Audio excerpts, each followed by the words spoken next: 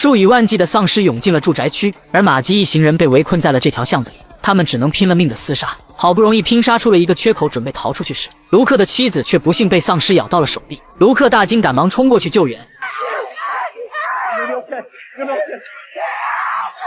还没等他喊来同伴帮忙，一旁的丧尸便将他给掀翻在地，而他的妻子也被拖进了尸群里。没等他起身，便有个丧尸咬在了他的腿上。等其他同伴反应过来，却为时已晚，他们只能拼命地拖拽着卢克，而他的妻子已经救不了了。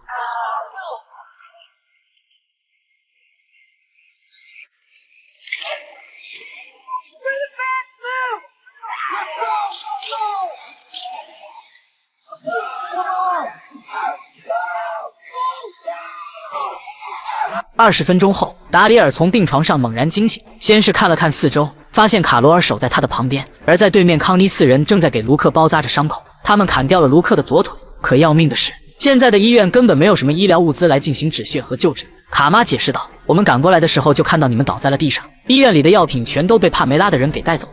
那个女人还召集了所有的士兵保护着她的私人庄园，打算让数万平民自生自灭。”达里尔听后就想着召集大伙杀去庄园，但卡妈却表示对方守卫太多了，想要硬闯胜率不大。达里尔便想到了墨色，有墨色在，肯定能有办法进到里面。卡妈表示公主他们已经去找墨色了，罗西塔几人则去了福利院找孩子，我们约定好了在医院会合。这时康妮他们的哭泣声越来越大，因为迟迟止不住血。这个善良的音乐老师已经奄奄一息了，四人围在他身边泣不成声。他们小队在末世相互扶持走到了今天，没想到现在要看着老伙计死去。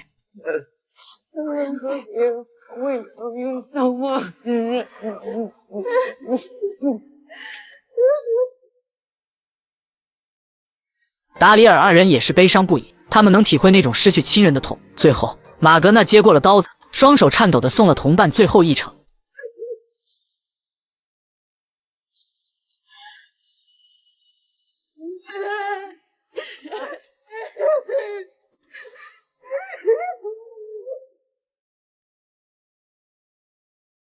现在没有医疗药品，朱迪斯也是危在旦夕。达里尔不想干等下去，他拿起了一旁的输液器械，打算给朱迪斯输血，但卡妈担心血型会不匹配，努哥则表示自己是万能血，打小莫尔缺钱了就会逼着他去卖血赚钱。说着便让卡罗尔给他和朱迪斯插上了输血管。可刚弄好没多久，外面便传来了动静，肯定是丧尸快要进来了。卡罗尔拿起武器便和康妮他们冲了出去，他们要给达里尔这边争取时间。另一边，在联邦的监狱中，诺瑟像个陀螺一样焦急地转着圈圈，因为在牢房外边有几只丧尸在徘徊，这说明尸群已经涌进了联邦。就在他焦急不已的时候，突然一阵机枪扫射的声音传来，他赶忙戒备地透过窗口朝外看去。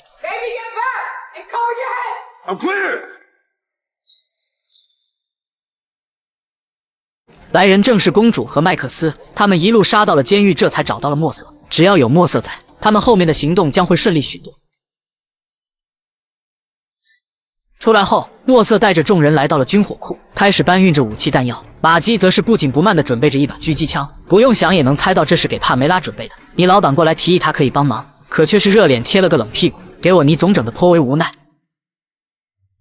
这时，一股尸群来到了这个地方，诺瑟见状便掏出手枪，打算解决掉最近的一个，但很快便被以西结给拦住，因为他看到了尸群里的亚伦。Thank God. You all right? Who's Jared? Elijah. Still out there. 现在情况紧急，也来不及询问他们发生了什么事，众人赶忙上车，得尽早赶到医院去接达里尔他们要紧。与此同时，加百利和尤金三人来到了联邦的福利机构，因为罗西塔的女儿 Coco 可能会在这里。可进来一看，这里遍地狼藉。看到这一幕，罗西塔感觉天都要塌了。可突然，一阵孩子的哭声从里面传来，他赶忙跑了过去，而尤金和加百利则清理着走廊上的丧尸。在里面的房间，孩子被眼前的丧尸吓得哇哇大哭，好在倒扣的婴儿床保护着他。罗西塔刚冲进来就被一个丧尸给拉扯住，焦急的他没两下便将2个丧尸解决掉。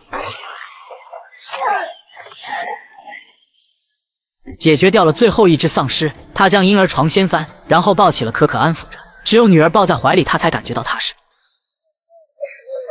尤金赶了过来，他看到房间里的情况，先是松了口气，然后快速放下武器去抱其他的孩子。加百利也露出了笑容，真是不幸中的万幸，孩子们都平安无事。We found him.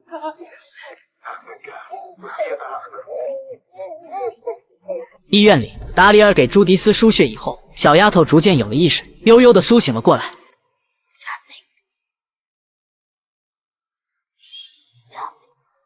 Where am I? Okay, you're at the hospital. Why? Am I gonna die? No. You're not gonna die. I feels like I'm gonna die. I can't. Mom's gonna find Dad and we're gonna be together. We're all gonna be together. So it's just right now it's like You're not gonna die. You're fine. You're fine. 朱迪斯很害怕，他害怕自己会死，然后就见不到妈妈带着爸爸回来了，也见不到弟弟RJ了。情绪激动下，他又昏了过去。Jude, come on, wake up. Come on, girl. 这时卡罗尔走进来说道：“丧尸已经闯进了医院，咱们得走了。”刚好这个时候，罗西塔用对讲机联系了过来。他们几人从福利院开了一辆车子出来，本想着过来接达里尔几人离开，却不曾想被丧尸们困在了医院后面的巷子里了。情况越来越紧急，达里尔也不墨迹，直接拉着病床就准备离开。可刚到门口他就停下了，因为医院的大门处聚集了大批的丧尸，带着朱迪斯出去恐怕凶多吉少。于是他又将病床推了回去，拔掉输血管后，他将病房的门给关了起来，并用一个推车挡在了病房的门口。这一切仿佛是个循环，当初的肖恩为了救瑞克也是这么做的。卡罗尔他们本想着从正门突围出去，然后把丧尸引开，可不曾想大门处的情况异常的糟糕，大量的丧尸已经将整个门口堵住，一个倒霉的工人也被丧尸给拉了出去。尤美子他们见状只能忍痛的将门再次给关上。达里尔出来一看，顿时头皮发麻，只见一个丧尸竟拿着一块石头敲击着门上的玻璃。更糟糕的是，另一边已经有丧尸涌了进来，再这么下去他们即将被尸群给围困住。就在他们不知道该怎么办的时候，那只丧尸已经砸碎了门上的玻璃。见到这情况，他们只能硬着头皮上前击杀。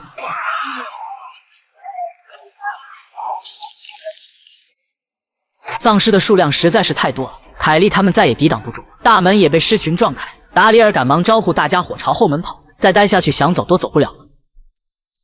他们又将挡在病房前面的障碍物给挪开，然后将朱迪斯给拉了出来。他们一边走一边用无线电通知其他人，告知他们医院已经被攻破，现在正朝着后门转移。他们一行人刚穿过走廊，另一侧也有大量的丧尸涌了过来，逼得他们没办法，只能快速的朝着另一个出口跑去。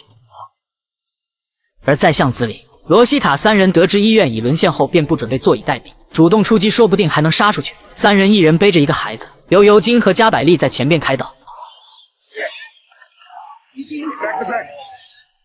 可缠斗了没一会儿，他们便后悔了。三人完全低估了外边丧尸的数量，可现在又没办法再回到车里。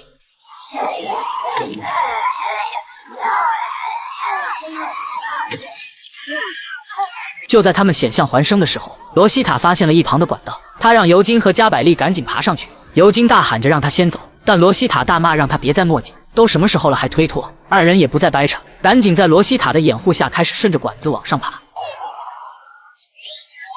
真难为我金宝了，他这个体重还背着一孩子，徒手攀爬管道简直强的爆表。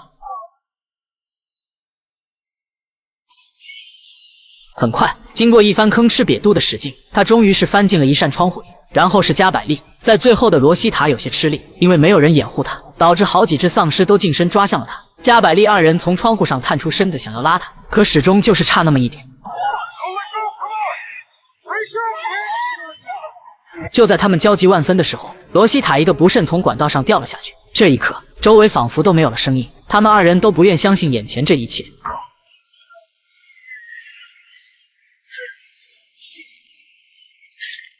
真不愧是咱们的女神，她就是又飒又强悍。永远不要小看一个抱着孩子的母亲有多么的坚强。清理了附近7、8个丧尸后，她艰难地爬上了车子。可还没等她松口气，就看到一个丧尸也跟着爬了上来，简直是把人往绝路上逼。就在她不知该怎么办的时候，加百利朝她大喊：“快跳过来！”现在也没别的办法了，只能拼一下了。他简直是个超人，我是自愧不如。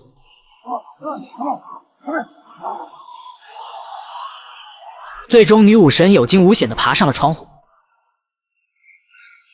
到了晚上，大批的平民被堵在了帕梅拉庄园的门口，马基他们全都聚集在了弹药库这边。刚刚墨瑟已经联系了心腹过来接应他们，他们将坐着车子偷偷地进去帕梅拉的庄园，看守的士兵也全都打点好了，并且已经有医生布置好了医务室，随即众人不再耽误，他们将朱迪斯推了出来，准备送进去抢救，并且还要想办法让帕梅拉开门。半小时后，他们来到了医务室，达里尔将朱迪斯抱到床上，汤米赶紧上前检查。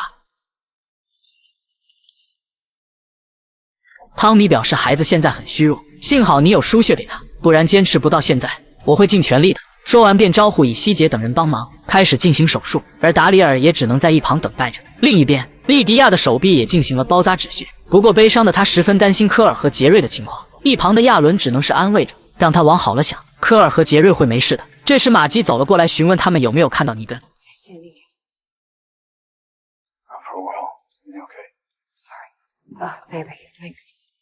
因为他准备暗杀帕梅拉的狙击枪不见了，玛姬第一时间就怀疑是那家伙拿走了。果不其然，这老六正鬼鬼祟祟地背着狙击枪往楼上跑，直接是让玛姬抓个正着。Pop off. You were going after Pamela?